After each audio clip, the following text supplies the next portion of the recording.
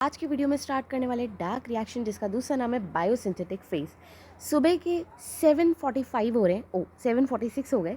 जल्दी से 20 मिनट में इस टॉपिक को वाइंड अप करते हैं। चलो भाई, टॉपिक का नाम है डार्क रिएक्शन। अब मेरी बात ध्यान से सुनो। तुमने अभी पिछला टॉपिक पढ़ा था जिसका नाम क्या था? Light reaction. लाइट रिएक्शन में आपने वहाँ पे क्या बनाया था? एटीपी, जिसको हम क्या बोलते हैं? Adenosine triphosphate. प्लस उसके साथ आपने बनाया था NADPH2, बोले तो nicotinamide, adenine, dinucleotide, phosphate, hydrogen, पूरा परिवार आ गया इसके अंदर। तो ठीक, इन दोनों को मिला के आप क्या बोल रहे थे? एसिमिलेटरी पार।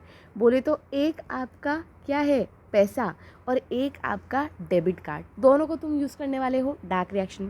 प्लस इसके साथ थोड़े गर्मा गर्म एंजाइम्स हो जाएं।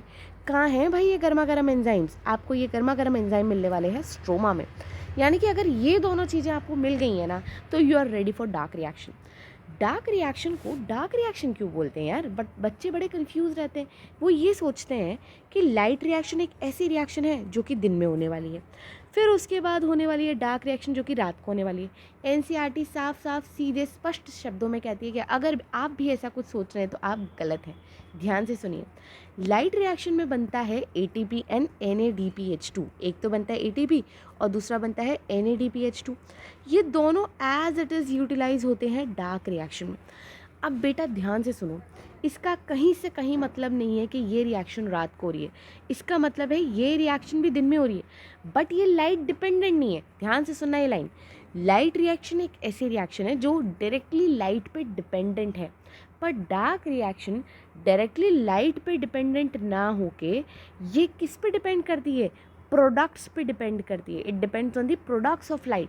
अब अगर सपोज करो कुछ ऐसा हो कि लाइट रिएक्शन में सनलाइट ख़त्म हो जाए, तो ATP एंड NADPH2 बंद हो जाएंगे बनना, पर जो बने हुए हैं उतने तो यूटिलाइज हो जाएंगे। यानी कि मैं कुछ ऐसा कह सकती हूँ कि डार्क रिएक्शन लाइट रिएक्शन के इमीडिएटली बाद बंद नहीं होगी। अगर मैं सनलाइट ख़त्म कर दूँ तो एकदम से लाइट रिएक्शन बंद होते ही डार्क रिएक्शन बंद नहीं होगी। डार्क रिएक्शन कब बंद होगी? जब उसके बनाए हुए प्रोडक्ट जो कि ऑलरेडी बने हुए हैं ख़त्म हो जाएंगे। आई थिंक तुम समझ गए कि अगर तुम्हारे पास 50 रुपये हैं और बाहर से आना बंद हो जाए तो तुम एकदम से कंगाल नहीं हो जाओगे। तुम कंगाल कब होगे? जब ये 50 रुपये भी खर्च हो जाएंगे। आई होप तुम मेरी बात समझ चुके हो। चलो भाई, अब नेक्स्ट बात आते हैं। कुछ ऐसा हो रहा था कि वर्ल्ड वॉर 2 का टाइम चल रहा था।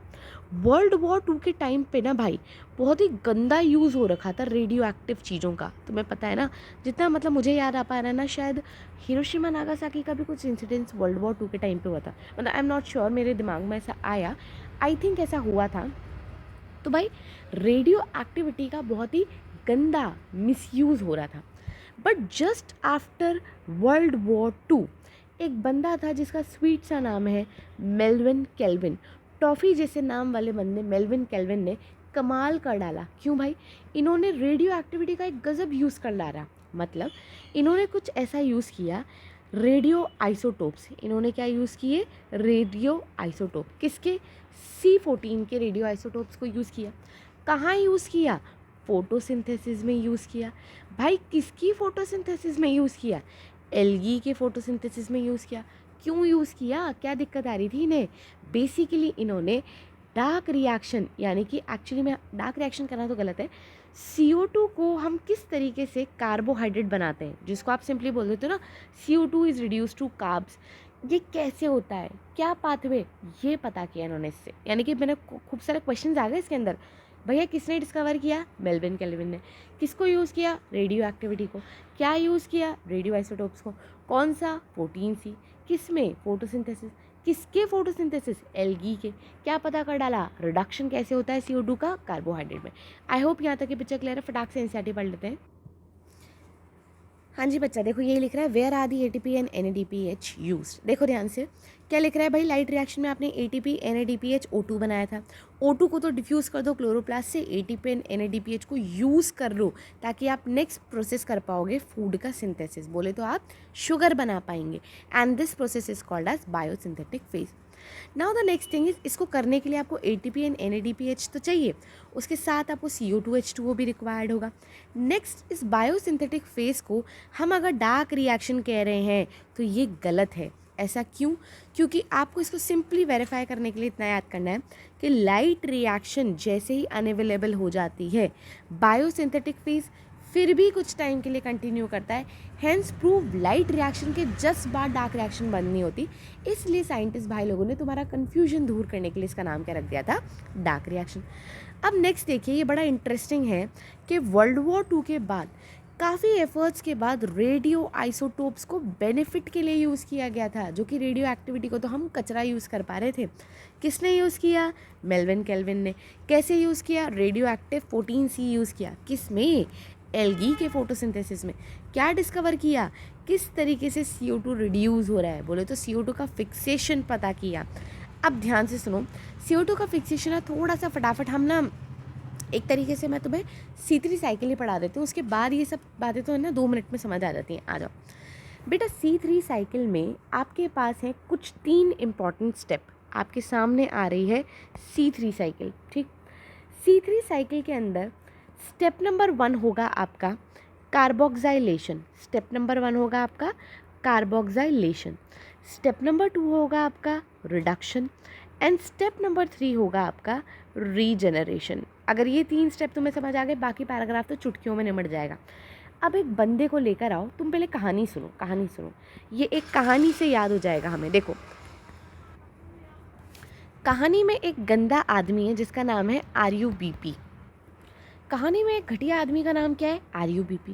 ये ना लड़कियों की तस्करी करता है। तुम्हें पता है, तुमने कभी क्राइम पेट्रोल देखा होगा ना, तो तुमने ज़रूर देखा होगा कि एक गंदा आदमी होता है, लड़की को अपने प्यार में फंसाता है, फिर उसको पता नहीं कहीं भेज देता है, दुबई उबई भेज देता है। तो इमेजिन करो हमें यहाँ दुबई भेजना है लड़की को। लड़की कौन है यहाँ पर? हमारी प्यारी सी CO2, ठीक। ये RUBP नाम का बंदा अपने एक फ्रेंड जिसका नाम है रुबिस्को, इसकी हेल्प से एक लड़की को पटाता है जिसका नाम क्या है? CO2। अब ये RUBP और CO2 ध्यान से सुनना, पहले तो बहुत प्यार से आए एक दूसरे के पास, पर CO2 को पता चल गया कि RUBP तो भाई खतरनाक आदमी है, इससे बचना है। तो ये इसके हाथों से बचने की कोशिश करेगी। तो मेरी बात सुन लो, RUBP एंड CO2 को 2 मिनट के लिए इमेजिन करो, लड़का और लड़की। लड़का और लड़की, आप समझ रहे हो, लड़की को लड़का ज़बरदस्ती किडनैप करके ले जा रहा है वैन के अंदर। तो क्या लड़की हाथ पाँव नहीं मारेगी? बिल्कुल मारेगी। तो क्या उनका हाथ एक दूसरे को पकड़ना स्टेबल रहेगा कि अनस्टेबल? तुम कहोगे जी अनस्टेबल रहेगा, क्योंकि एक दूसरे को धक्का मुक्की करेंगे, लड़की भगना चाहेगी, लड़का ज़बरदस्ती करेगा। ठीक है जी, ऐसा करते करते एक अनस्टेबल प्रोडक्ट बनने की कोशिश होगी। पर तुम्हें पता है, इतिहास गवाह है, कोई भी चीज़ अनस्टेबल नहीं बनती, बनेगी तो स्टेबल ही बनेगी, ठीक। अब क्या होगा?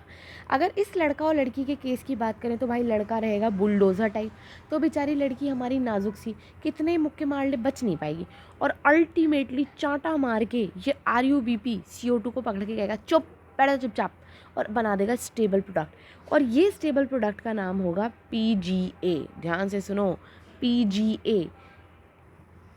तो बेटा कहानी का स्टेप नंबर 1 आई थिंक तुम्हें बहुत क्लियर है। अब कहानी के ये जो बंदे हैं इसको आगे सुनो। PGA ये एक अनस्टेबल बन गया। अब मेरी बात सुनो, अगर मुझे इस लड़की को दुबई भेजना है तो मुझे इसे मेकओवर करना पड़ेगा भाई, वरना तो पता चल जाएगा ना ये कौन है। तो अब तुम नेक्स्ट स्टेप में क्या करने वाले हो? मेकओवर। माइंड यू, तुम्हें एक बात पता होगी कि मेकओवर बहुत ही महंगा प्रोसेस है, बहुत ज़्यादा खर्चा होता है भाई, और यहाँ तक कि ATM तक यूज़ करना पड़ जाता है, क्योंकि बहुत ज़्यादा पैसे लगते हैं मेकओवर करने में। और पता ही नहीं चलेगा कब ये CO2 यहाँ पे बन जाएगा एक खतरनाक सा, थोड़ा फॉरेनर टाइप नाम रखो, ट्रायोस फॉस्फेट। बेचारे का देहाती नाम था PGA, थोड़ा फॉरेनर टाइप नाम रखो, ट्रायोस फॉस्फेट बन गया। अब ध्यान से सुनो, इसको यहाँ पर ये आ गया छोड़ने, ठीक भाई। अब ये जो ट्रायोस फॉस्फेट है ना, ध्यान से सुनो, इसमें पिक्चर क्या होने वाली है। इसके अंदर कहीं ना कहीं RUBP भी है और कहीं ना कहीं CO2 भी है। ये RUBP सोचेगा कि मुझे तो सिर्फ CO2 को छोड़ के जाना है ना भाई, मैं तो जाऊँ किसी नई मुर्गी को फंसाऊँ। तो भाई RUBP यहाँ से निकल लेगा इस एक कार्बन को छोड़कर, और भाई खुद निकल जाएगा दूसरी मुर्गी पकड़ने। Point to be noted my Lord, ध्यान से सुनो। अब एक बार कहानी को मैं रिकैप कर रही हूँ। RUBP एक गंदा लड़का है जिसने रुबिस्को नाम के एक बंदे के साथ मिलके CO2 को पकड़ा था। CO2 एक भोली भाली लड़की है, एक अनस्टेबल कंपाउंड बना, CO2 बचने की कोशिश करती है पर बेचारी बच नहीं पाती, और क्या बन जाता है? PGA, एक स्टेबल कंपाउंड। अब ये पीजीए का मेकओवर होगा, क्योंकि इसको कहाँ भेजना है लड़की को, दुबई। जब मेकओवर हुआ तो पैसा खर्च हुआ, एटीएम भी खर्च हो गया, और फाइनली एक इंग्लिश नाम बना ट्रायोस फॉस्फेट। अब जब ये ट्रायोस फॉस्फेट कहाँ पे पहुँचा, एयरपोर्ट, आरयूबीपी इसको चुपचाप से फंसा के खुद वापस से निकल गया नई लड़की मुर्गी को फंसाने, और इस कार्बन को यहीं छोड़ गया। क्या तुम मेरी बात यहाँ तक समझ गए? अब आते हैं बेटा थोड़ा रियल पॉइंट पे, जल्दी आओ। आरयूबीपी एक बंदा है जिसको हम बोलते हैं प्राइमरी एक्सेप्टर। बेसिकली जो CO2 को पहली बार पकड़ता है ना, इसको हम बोलते हैं प्राइमरी एक्सेप्टर, जो कि हमारे केस में क्या है, RuBP. It's a 5 carbon keto sugar. ये एक कीटो शुगर है जिसमें 5 कार्बन होते हैं। अब ये वो बंदा है जो कि CO2 को सबसे पहले एक्सेप्ट करता है, यानी कि साइकिल में एंटर कराता है। CO2 में बेटा कितना कार्बन, 1 कार्बन, ठीक। ये पूरी रिएक्शन किसके अंडर होती है, एक एंजाइम जिसका नाम है रुबिस्को। रुबिस्को एक सबसे ज़्यादा अबंडेंट एंजाइम है। अब आ जाते हैं इनके फुल फॉर्म पे। बेटा आरयूबीपी का फुल फॉर्म होता है राइबोलोज 1,5 बिसफॉस्फेट, एंड रुबिस्को का फुल फॉर्म होता है राइबोलोज 1,5 बिसफॉस्फेट कार्बोक्सिलेज ऑक्सीजिनेज। हाल फिलहाल के तुम बात इतना याद रखो कि ये जो रुबिस्को एंजाइम है ना, ये बड़ा ठरकी एंजाइम है। ये ठरकी एंजाइम अभी किसको पकड़वाने में हेल्प कर रहा है, CO2 को। अब बेटा पहली बार CO2 एंटर कर रही है, यानी कि इस स्टेप में CO2 का क्या हो रहा है, CO2 का फिक्सेशन हो रहा है, and this first step is called as carboxylation. क्या तुम यहाँ तक बात समझे? अब बेटा जैसे ही CO2 को आरयूबीपी ने एक्सेप्ट किया ना, एक अनस्टेबल कंपोनेंट बन गया। ध्यान से सुनो, आरयूबीपी में कितना कार्बन, 5 कार्बन, ये लो जी मैंने बना दिया 5 कार्बन। CO2 में कितना carbon, 1 carbon. Highly unstable product बन जाता है, जिसके चलते ये स्टेबल प्रोडक्ट बनने के लिए टूट गया। अगर 6 कार्बन इक्वल टूटेगा तो बेटा 6 कार्बन जब इक्वल टूटेगा तो कितने कार्बन में टूट जाएगा, 3 कार्बन के 2 प्रोडक्ट बन जाएंगे, यानी कि मेरे पास फर्स्ट स्टेबल कंपाउंड आएगा PGA, जो कि कितने कार्बन का है, 3। इसको हम क्या बोलते हैं, 3 PGA बोले तो 3 फॉस्फोग्लिसरिक एसिड। अब मेरी बात ध्यान से सुनना, क्योंकि इस रिएक्शन में पहला कंपाउंड जो स्टेबल बना वो 3 कार्बन का है, दैट इज़ वाई इस रिएक्शन या इस साइकिल को हम बोलते हैं C3 साइकिल। आई होप तुम्हें ये बात क्लियर है। अब नेक्स्ट आते हैं, मैंने नेक्स्ट स्टेप में तुम्हें क्या बोला कि मुझे इसको कहाँ भेजना है, दुबई भेजना है। अब एक्चुअली में क्या होता है, इस 3 PGA को मुझे फर्दर क्या बनाना है, शुगर बनाना है। तो एक नेक्स्ट स्टेप होती है जिसमें हम सेकंड स्टेप में करते हैं रिडक्शन। बच्चा पार्टी, रिडक्शन करने के लिए मैंने तुम्हें बोला था मेकओवर करने के लिए आपको क्या रिक्वायर्ड होता है, ATP and NADPH2।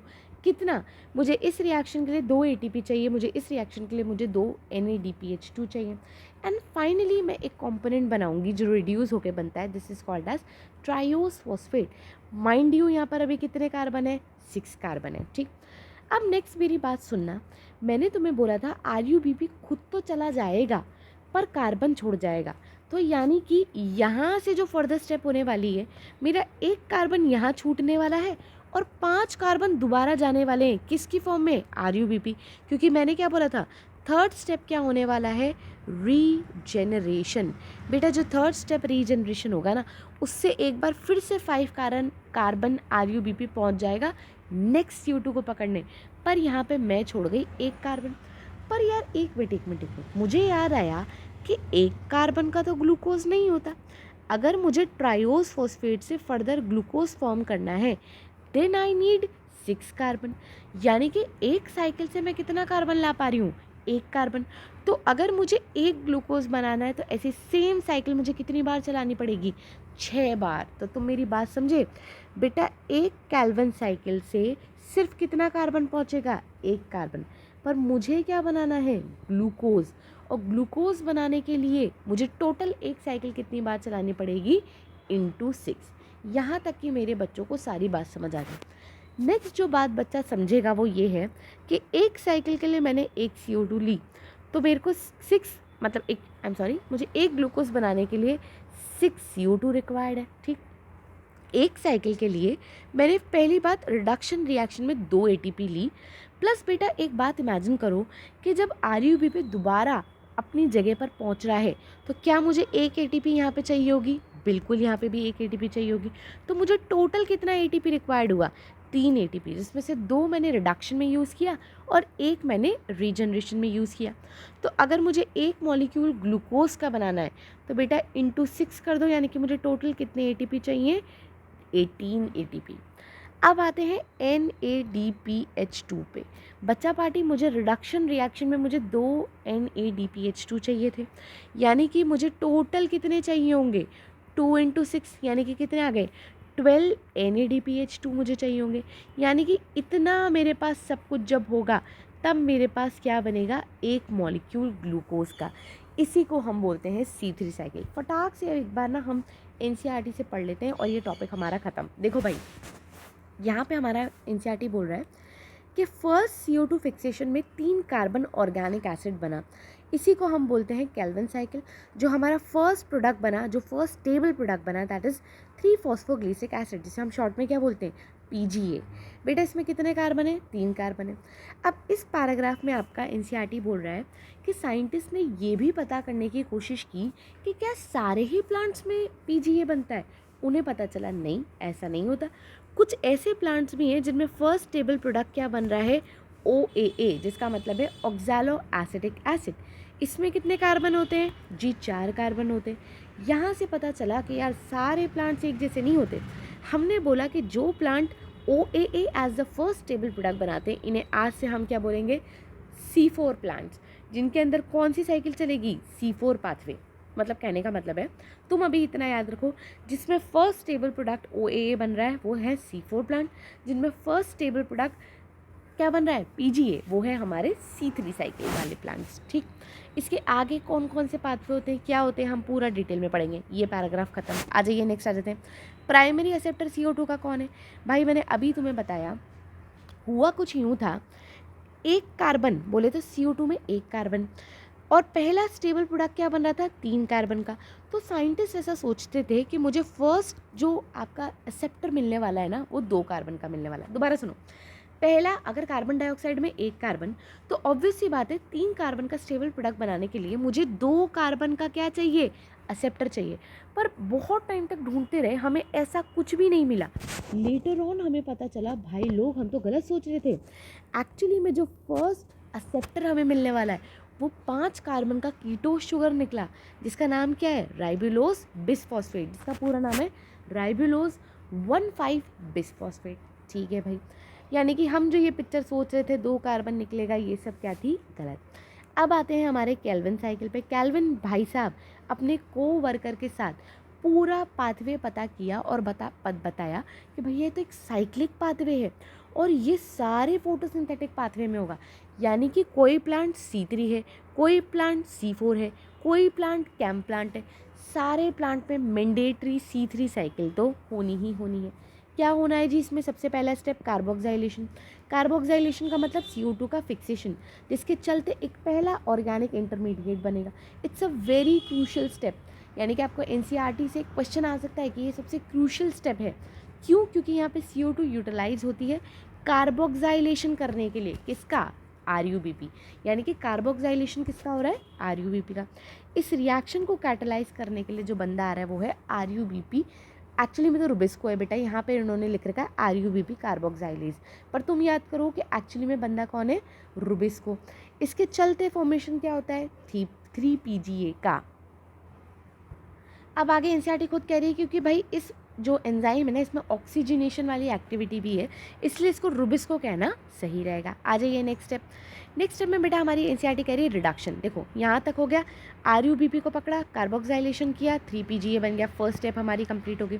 Second step में रिडक्शन हुआ, ATP लगा, NADPH2 लगा, 2 लेंगे एंड फाइनली बन जाएगा ट्राइओस फॉस्फेट। देखो यही लिख रहा है, रिडक्शन में एक सीरीज ऑफ रिएक्शन होने वाली है जिसके चलते हम 2 मॉलिक्यूल ATP के एंड 2 मॉलिक्यूल NADPH2 के यूज़ करने वाले हैं CO2 को फर्दर रिड्यूस करने में।